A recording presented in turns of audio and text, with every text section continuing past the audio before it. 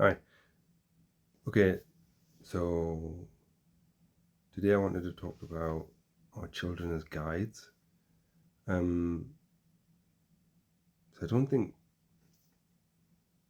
think many people think of children as guides, and I think especially as a parent, you see yourself as the guide for your child, and yeah, and I think it's really important that we start to look at children as our guides too, because what do children have to offer? They have to offer all of the things that you lose when you become an adult. So you lose your connection to your innocence.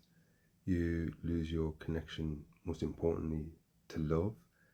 I also feel that we lose our connection to our sense of fun, and we certainly lose the ability to shrug things off and move forward. Um, so what kids are really good at is, if you notice, when they get upset, one minute they'll be crying their eyes out, and the next minute they'll be fine because they don't hold on to the pain and they don't hold on to the disappointment and all of that negative baggage. They go, right, I'm upset. I'm going to cry this out, and then they cry it out, and it's gone.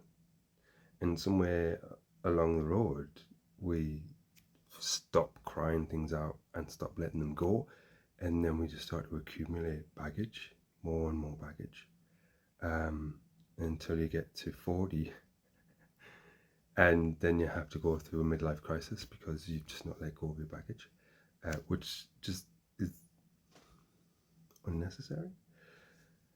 Uh, okay, and this also in it has a knock-on effect. So when I watch my children now, they go to a playground and they see another child in the playground, and they don't go, "What music are you into?" And "What religion do you follow?" And "What books do you like to read?" And "Are you a foodie?"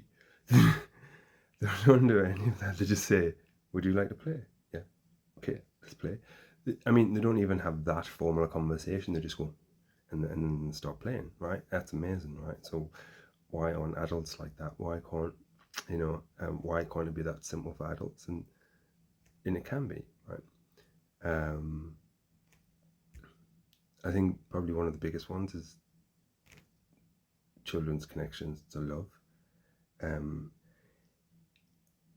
is it not amazing how much love children generate, and they give it away freely, and they give it away to everyone and anyone?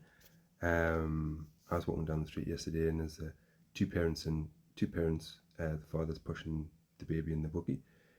I'm walking past in a little world of my own. I catch a sight of the baby. He sees me. He connects with me, and he just gives a little wave. And I give him a little wave back. And then his mum saw me and him having that little interaction, and she had a smile. And I thought, wow, what a beautiful moment. All instigated by that child who was open and free with his connection. With now, he didn't look at me with the whole list of reasons why he shouldn't connect with me. He just did because he wanted to. And we all shared that little moment of joy. And when was the last time you did that with another adult? Walk past them in the street, just give them a little wave, and you both had a little laugh and a moment of joy with that? Never. No. Or nearly never, right? Um, so, yeah, I think if we look at children and look at all of the things that they bring, for me, what the children are trying to do is they're trying to teach us. They're trying to teach the adults and say, hey, you forgot about all this really good stuff because you let a load of perceived bad stuff get in the way. And I say perceived is because it's all about perspective, right? Is something good, is something bad? It's all about perspective. Did you learn from an experience? Did you not learn from an experience? If you didn't learn from it, then it feels very bad. If you did learn something from it, then it can feel very good. And I think